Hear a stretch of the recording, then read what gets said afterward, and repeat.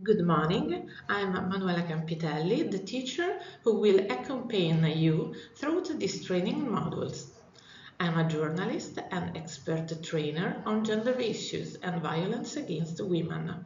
Let's start by introducing today's topics. So, let's begin. What are we discussing today and why? In this module, we will cover several questions. What is sex? What is gender? What are gender stereotypes? How do gender stereotypes contribute to gender-based violence against women? Intersectionality, inclusion of LGBTQIA people, what is gender-based violence and gender-based violence against women, and what the term patriarchy. What is sex and what is gender? To understand what gender is, it is important to understand that sex and gender are two different concepts.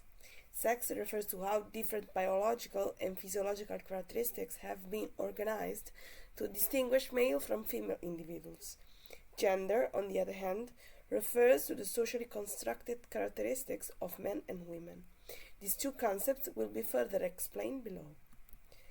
In the video below, young people share their insights and ideas on gender and gender identity. Let's watch it.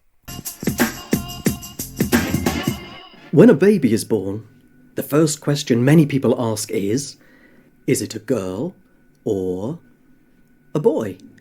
Well, actually, it's a baby. A box is ticked and a label is attached. It might seem from then on that everything is mapped out. Society tells us that boys are supposed to be, and girls are supposed to. But it is not always this simple. Lots of people can feel trapped by these ideas and challenge the stereotypes by breaking out of the boxes they were put into. So, is sex the same as gender? Sex is about biology. A person is given a label of male or female based on their body parts, hormones and biology. Gender identity describes how you think of yourself. It's how we feel inside and how you want to be known by others. Only you can define your gender identity. So it's not just male and female, there are so many in between. You might be non-binary or gender fluid. For me, gender is a way of understanding yourself and seeing yourself and relating yourself to other people and seeing what your place should be in the world. Gender, to me, in 3 words, is unique, individual and fluid. What I would choose to represent my gender is silver holographic foil, the kind that reflects light and refracts it into rainbows when you adjust it with the light. If pink is for a girl and blue is for a boy, then for me it's silver. I've brought along an egg because what you see on the outside isn't always what you see on the inside, and you may be putting on a layer on the outside. Society can judge you by the way you present your gender. So they might see you as a male, but you might identify as a female. It's not judged by society, it's about how you feel. For me, gender isn't what other people see you as. For me, gender isn't 2 set of ideals. It's a spectrum.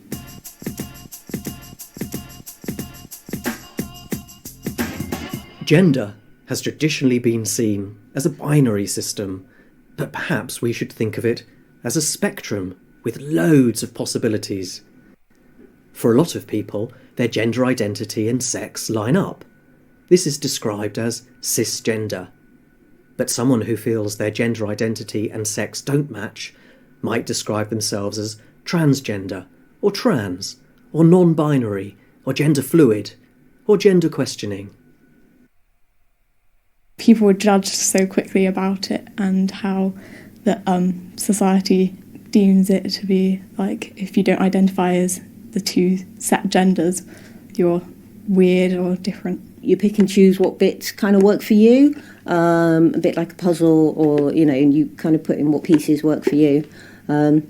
And gender comes in all different shapes and sizes. And gender's not one of those things that, you wake up one day and suddenly you've got it all figured out and nailed down and it's sorted for the rest of your life. It's one of those things that it's fluid and it changes over time and that. So maybe, one day you'll wake up and feel a certain way about your gender, and then 6 months down the line you'll feel slightly different. A lot of things can change from when you were a baby to now. So a lot of people ask me, were you born a girl or were you born a boy? And I says, actually, I was born at £10 too, but a lot of things change.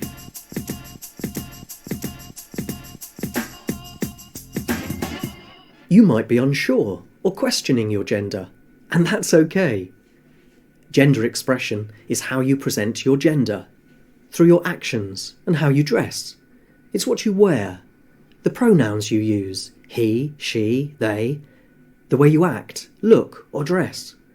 Gender expression is unique and individual. The only thing that limits a person is their imagination. Some may express their gender through the clothes they wear, through how they act, through their pronouns. To feel confident expressing your gender, you'd use your clothing, your hairstyle, your pronouns that you use. Everyone uses it a bit differently. I use the pronoun they, which is the singular they, which is gender neutral. And I chose this pronoun because when people call me by my pronoun, I feel more real. I feel more like they're seeing me for who I am rather than just imprinting stereotypes on me based on what they think I was assigned at birth.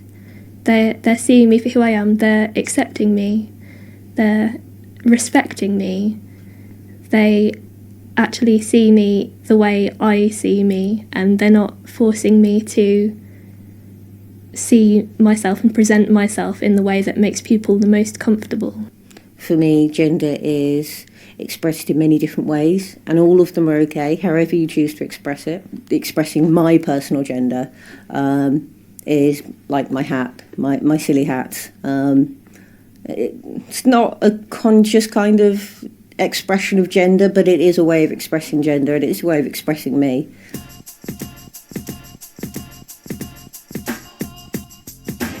I was told I was a boy, but as I have grown up, I've come to know I'm a girl.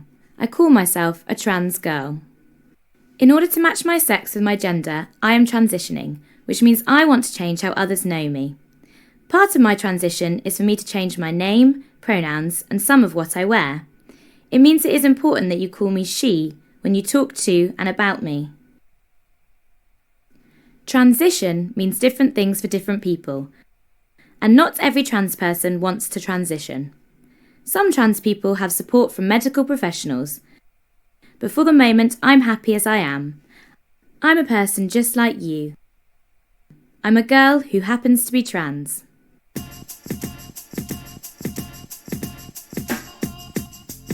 So we'll go for some of the worst things first. Some of the worst things I personally have been asked is somebody abruptly who only really knew me for a few minutes went on to ask me what my birth name was and if I'd had the surgery instead of asking some really polite questions like, hi, my name is, what is your name? Do you have any preferred pronouns that you'd like me to use? Just general human, I'm meeting you questions like, where are you from? What do you do? Do you study? Do you work? They are generally questions that just make you feel a little bit more comfortable in yourself, because we're all human beings and we should all talk to each other like human beings. Best things to ask is about pronouns, asking people what pronouns they prefer, what name they prefer, asking people what help and support they might need. Listen to them, use their preferred pronouns. If they've asked you to specifically do something or not do something, then try your best to follow those rules that they've put in place. If you do something wrong, apologise, but don't make a big deal out of it. I've been asked on more than one occasion, so what have you got down there? And it's like, trousers. Believe them and accept what they say. Talk about it, research it, find a friend and have a long, deep conversation over a cup of tea. You know, you wouldn't go up to somebody who wasn't trans and be like, oh, so, I hear that you're not trans, let's talk about that, let's discuss this gender issue. You wouldn't do that. Don't just be scared or sink away into a deep dark hole of scaredness. Like go out into the world and find out the information you need.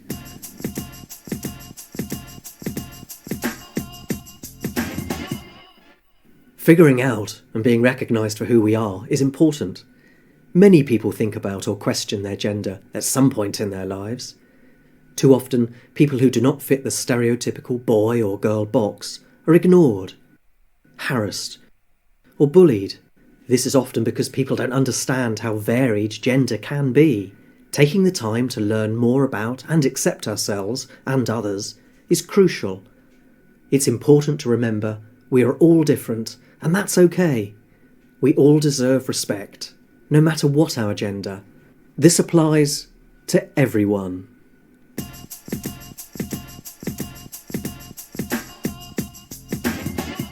Don't hide away if you feel like you're being bullied or there's someone that said something that you're not comfortable with.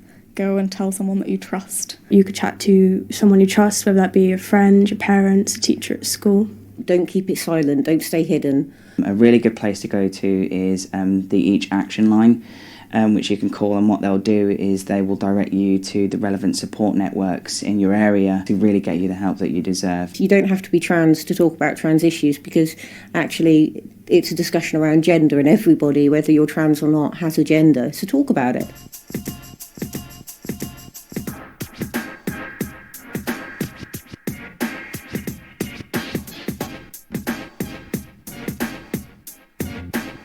So, sex refers to the biological and physiological characteristics that are attributed to men and women. Gender is the social cultural counterpart of sex. It's determined by the specific social convention within a given culture and society, and it's attached to the sex one has been assigned at birth, and it's arbitrary. As already explained below, one of the main characteristics of gender is that it is socially and historically constructed. So, social constructionism refers to the idea that meaning is decided upon the social agreement and convention, is concerned with the historically determined meaning that is created through defining and categorizing certain groups of people, experience and reality, refers to concepts, ideas and meanings that are continuously redefined, developed and contested through history.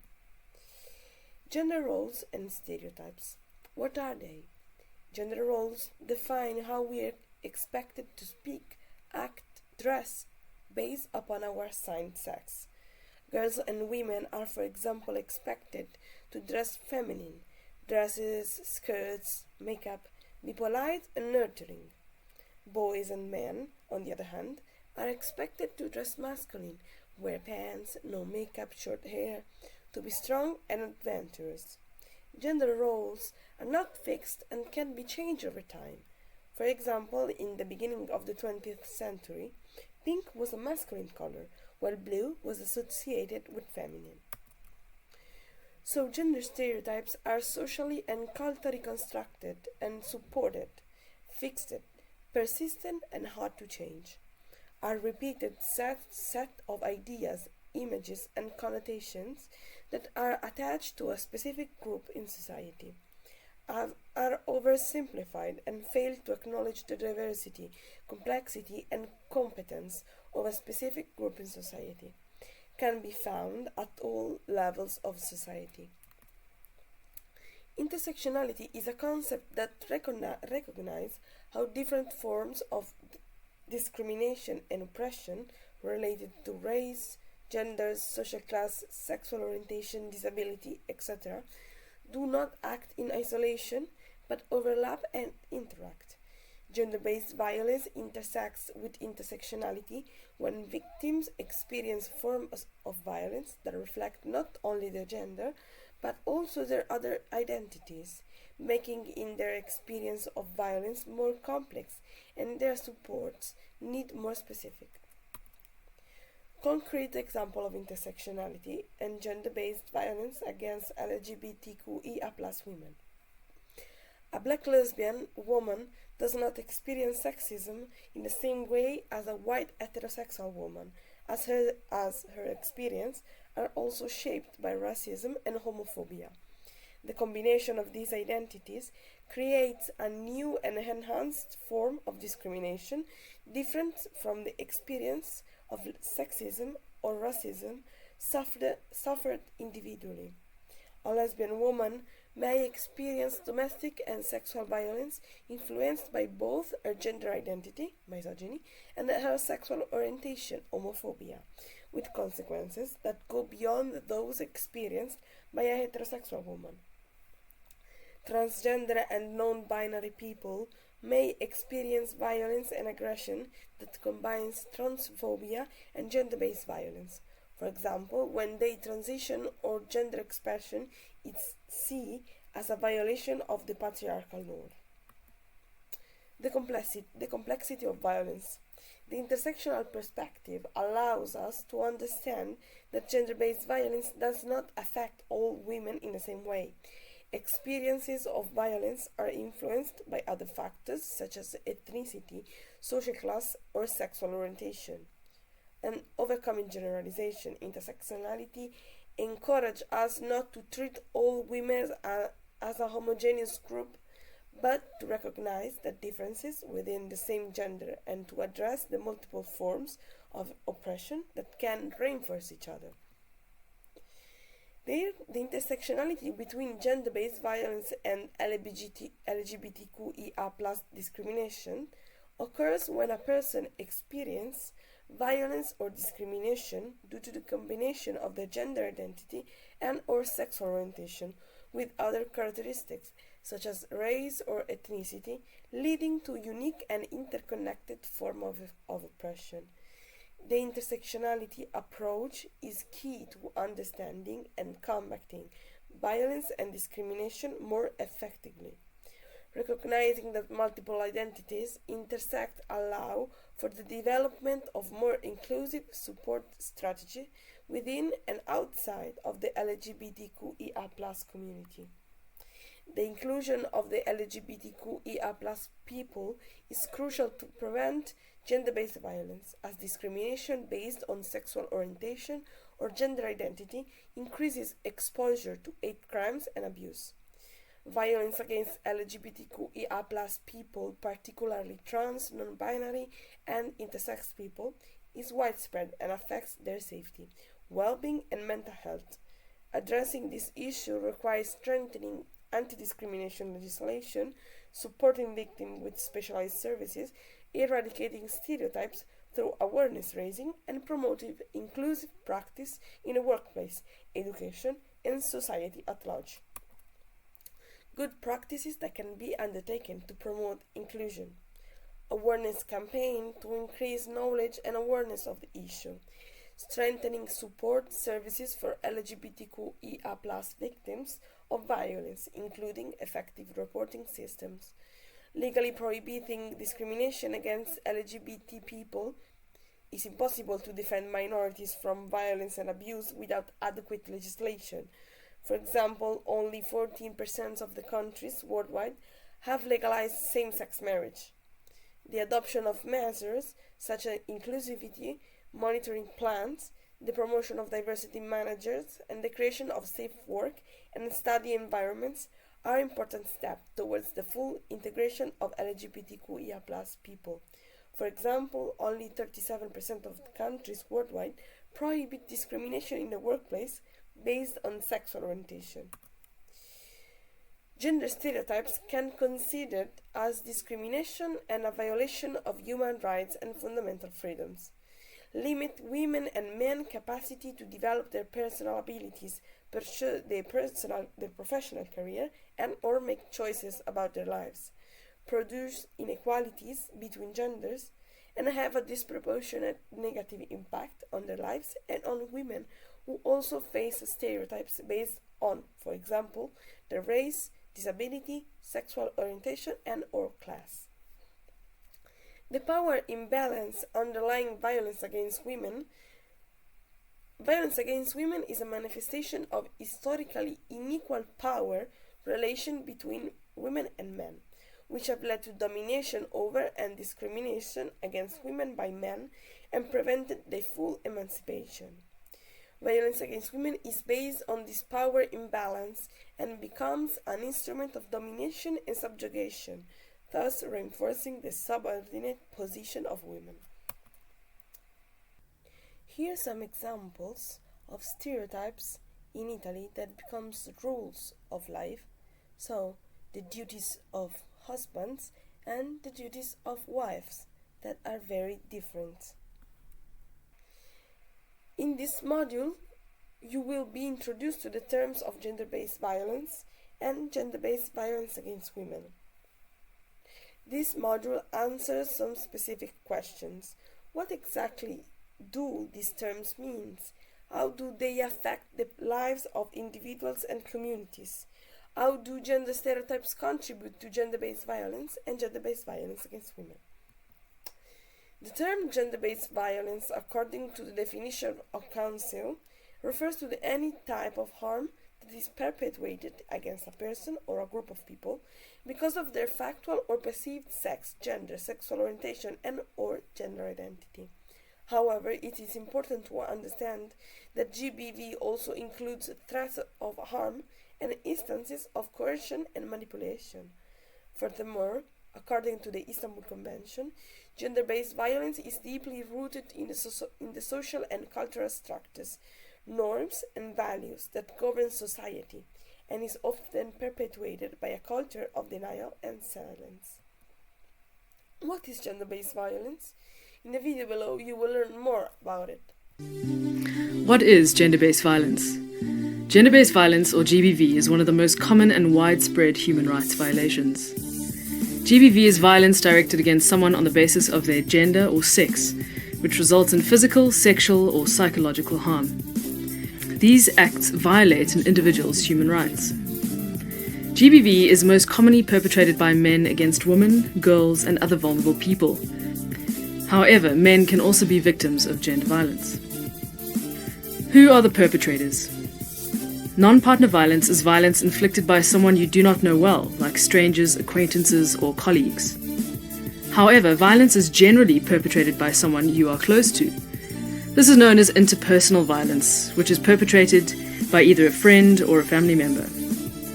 Intimate partner violence is perpetrated by someone you are in an intimate partner relationship with, a lover, spouse, or an ex-partner. What are the different types of violence? Physical violence is the intentional use of physical force or threats of violence. From a pinch to a punch, any act or threat of violence is damaging, whether the damage can be seen or not. Sexual violence is forcing, intimidating, or even tricking someone to engage in any sexual act against their will.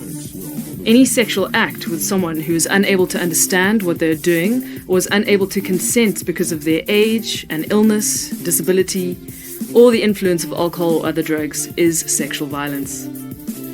Forcing a lover or spouse to engage in sexual acts is a form of sexual violence, either called marital rape or intimate partner rape.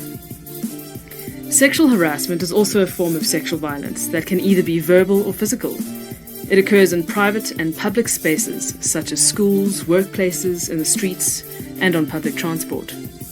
Economic violence involves denying a person access to their money, economic activity, or other basic needs by either controlling their finances or stopping them from achieving financial independence.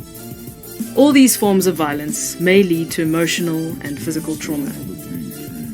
Emotional violence can also include verbal abuse, humiliation, and controlling what a person can and cannot do. Emotional and economic violence are as equally damaging and disempowering as sexual and physical violence. These types of violence are often misunderstood or ignored by people, even those we turn to for help, like the police, the courts, and other support structures. No matter who you are, where you live, or who is inflicting it, GBV is never acceptable. So, in summary, gender-based violence is a human rights violation. Includes psychological, sexual, physical, and economic harm. Is underreported. Can happen to anybody. Is everyone's issue as it has many, wide, complex, and often costly long-term effects on individuals, communities, and society as a whole, thrives with silence, is everyone's issue, and is never acceptable. Let's now give a definition of gender-based violence against women. Gender-based violence against women is a form of gender-based violence and is a worldwide phenomenon. According to the Council of Europe Convention on Preventing and Combating Violence Against Women and Domestic Violence, violence against women remains one of the most serious forms of gender-based violation of human rights in Europe, still shrouded in silence. Refers to a violation of human rights and a form of discrimination against women and shall mean all acts of gender-based violence that result in or are likely to result in physical, sexual, psychological, or economical harm or suffering to women, including threats of such acts, coercion, or arbitrary deprivation of liberty, whether occurring in public or in private life. It is a violence that is directed against a woman because she is a woman, and that affects women disproportionately.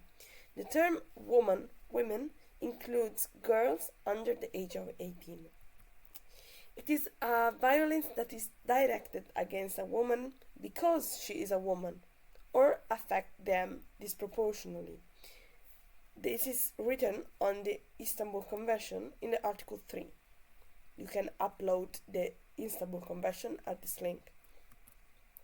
So, gender-based violence is violence committed against someone because of their gender expression and gender identity. Patriarchy is the root cause of GBV. Violence against women and girls is one of the forms of GBV. Whilst women and girls are often of the most risk of acts of gender-based violence, GBV also impacts boys, men, and people from sexual and gender minorities. In summary, gender-based violence and gender-based violence against women take place in every section of the society, take place in both public or the private, affect everyone regardless of social class, race, ethnicity, religion, sex, and gender identification. Structurally, women and girls suffer disproportionately of GBV, as often diverse and long-lasting effects impact not only individuals but their families, communities, and the society, often include multiple types and forms of violence, is a serious public health issue and a human rights violation. The structural nature of GBV is rooted in a patriarchal social system of power relations that assigns power to men, devalues women and girls, support this asymmetry in the power relation between men and women, and the subordination of women. Of this reason, the promotion of gender equality is crucial to the prevention and the combating of gender-based violence against women. To understand what the term patriarchy refers to and how it functions, watch the following audiovisual clip on what is patriarchy. Let's watch it together. Patriarchy. Patriarchy. Patriarchy. Bring back the patriarchy. Patriarchy. A society built by men for men. How? A system of male dominance. No, it's not. That's not true. At some point, you've probably stumbled upon the word patriarchy. Maybe at school, maybe at church, maybe in your social media feed after the Barbie movie, or at a Thanksgiving dinner that got a little awkward. Regardless of where you first heard the word patriarchy, I'm going to take you on a journey today to discover the origins of patriarchy and how it still affects our lives today. I'm Amy McPhee-Allebest. My journey to understand patriarchy began during my master's program at Stanford. We were learning about the foundations of philosophy and art and politics and religion and history, and I noticed that all over the world, throughout almost every era of time, men were on the top of all the social hierarchies. I wanted to know how and why that happened. These questions led me to read literally hundreds of books. And and talk with experts all around the world. I've learned fascinating, life-changing information. As I share my research with other people, the two things I hear most often are, why didn't I learn this in school? And how can I learn this now without having to read all of those books? So this video series will provide the TLDR for my research. We'll dive deep into patriarchy's origins and trace its development all the way through modern times. This way you'll be able to understand the historical facts and be able to talk about it more comfortably and confidently when it comes up in conversations. So whether you're a staunch defender of patriarchy, a fierce critic, or simply curious, stay with us as we unpack the huge questions. What is patriarchy? How has it shaped our world? And how does it continue to affect us today? Before we start, I want to establish two important points. First of all, I talk about patriarchy with love and compassion for people, and that means the whole human family, including boys and men. My favorite people in the whole wide world are my husband and our 4 children, and we want a world that is fair and allows all of them to thrive, our daughters and our sons. So whoever you are, regardless of your gender, I will be addressing you with kindness and respect. You're not only welcome here, you're needed in these conversations. Second, I talk about patriarchy with precision. Have you ever had a conversation where both of you just talked past each other and ended up feeling frustrated and misunderstood? I have.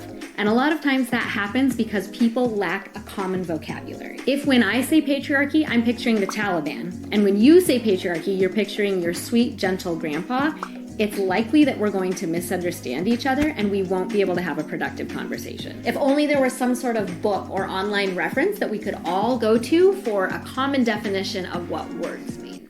Oh, wait.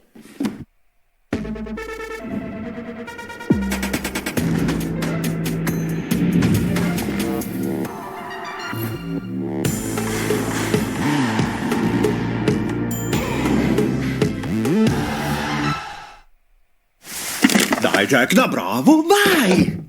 Non puoi andare, Jack! Stupido cane. Red Bull ti mette le ali. The dictionary definitions of patriarchy are a system of society or government in which the father or eldest male is head of the family and descent is traced through the male line, and a system of society or government in which men hold the power and women are largely excluded from it. Now let's go to the etymology, which means the roots of the word. Patri comes from the Greek and then the Latin pater, which means father, and archy comes from the Greek arche, which means domination, authority, or sovereignty. So literally, patriarchy means father rule. Just like monarchy or monarchy means one person ruling, and anarchy or anarchy means nobody ruling, patriarchy means father rule, and it's expanded to mean men ruling over women. The way that it's practiced means that when a baby is born and someone says, "It's a boy," that baby inherits elevated status in relation to women that will persist throughout its life just by virtue of being male. This little boy might grow up in a culture of misogyny, which in Greek means hatred of women. He might learn that men have to be in charge of women because women are inferior and untrustworthy, and so they need to be controlled. Another little boy might grow up in a culture of benevolent patriarchy. He might learn that men need to be in charge of women because women are weak and delicate and need to be protected. Misogynistic patriarchy and benevolent patriarchy come from very different beliefs and intentions, but both versions put men in a position of primacy where they get to define the terms for everyone else.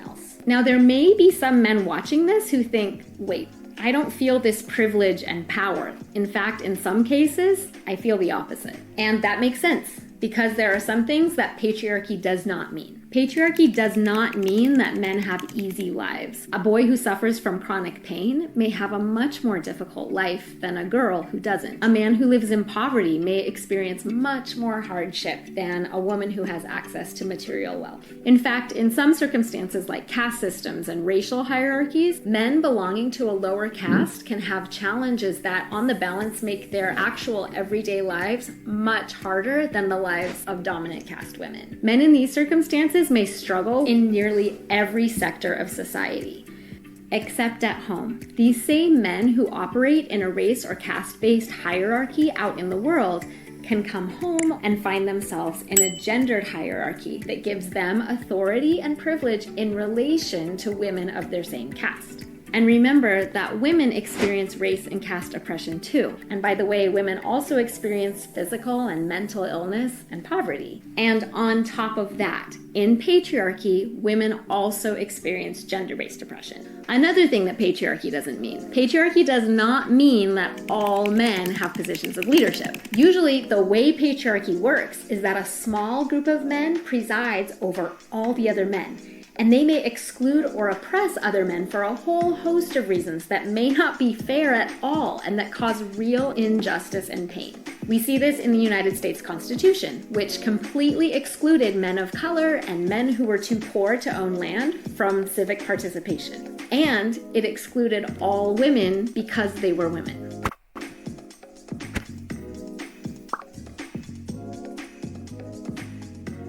Next, patriarchy does not mean that every man uses his authority and privilege over the women in his life. Many men feel uncomfortable with this unearned privilege, and some men may even abdicate that privilege, the way King Edward VIII abdicated the throne as King of England. But keep in mind that his birthright was his to keep or his to give away. And patriarchy doesn't mean that there are no women with power. Think of Queen Elizabeth or Oprah, or maybe your own very spunky grandma. These women do have a lot of power, but they don't have power because they're women. They have power in spite of the fact that they're women. Let's talk about that spunky grandma.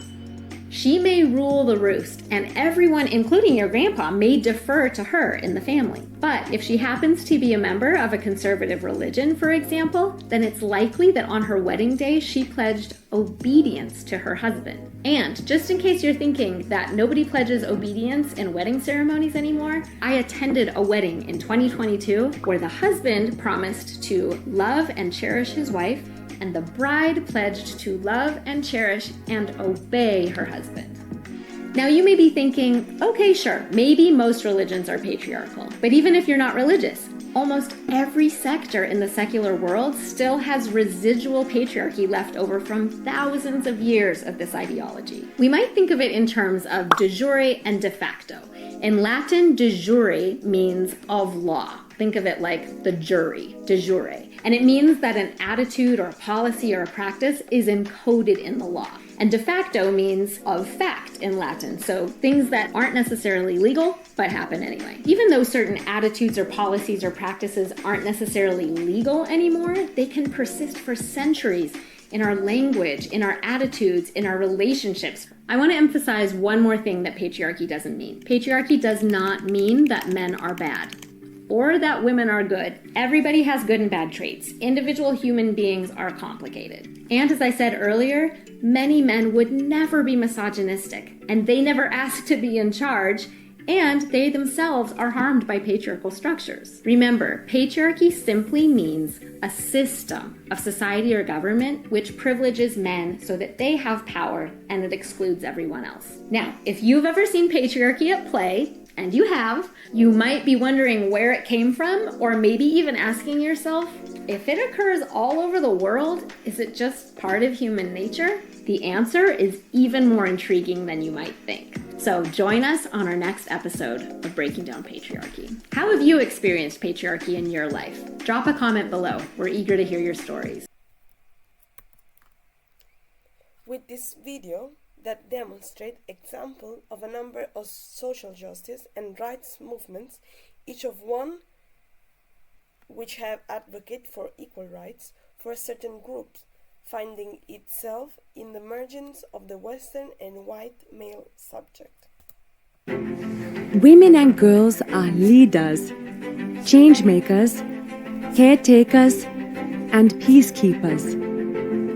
But while they have an empowered role in our societies, to this day, women and girls are still forced to fight for their rights. How much progress have we achieved, and how much work remains? How can you carry on the fight for equal rights? Women's struggle for equal rights is centuries old.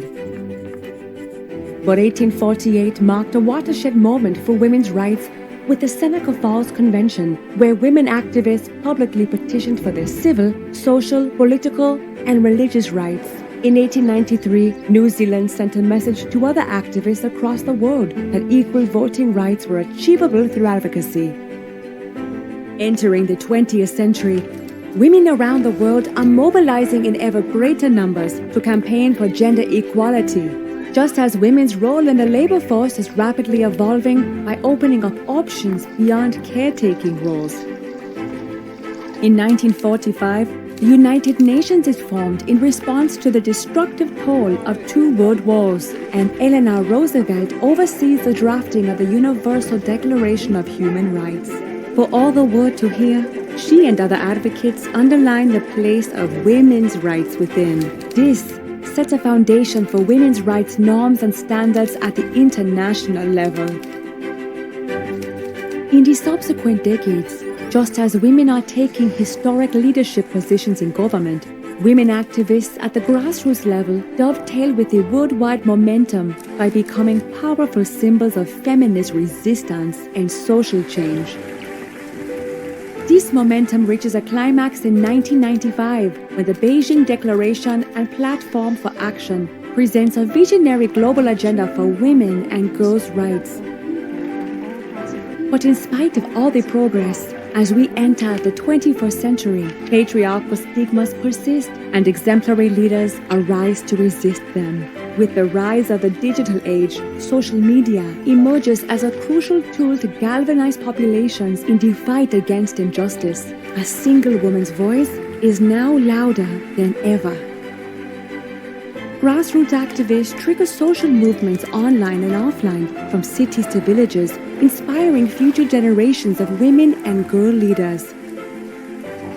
After relentless campaigning, these movements generate changes in policy that signal a true shift in international attitudes and practice towards equal rights. Where are we now? A quarter century after the Beijing Declaration, women and men must mobilize together to overcome the remaining obstacles to gender equality. They must fight for an end to gender-based violence, for access to healthcare, for equal pay, and for equal participation in political life. The ink isn't dry. Be a part of Generation Equality and let us continue to write history together. This was the last video, so thank you for watching.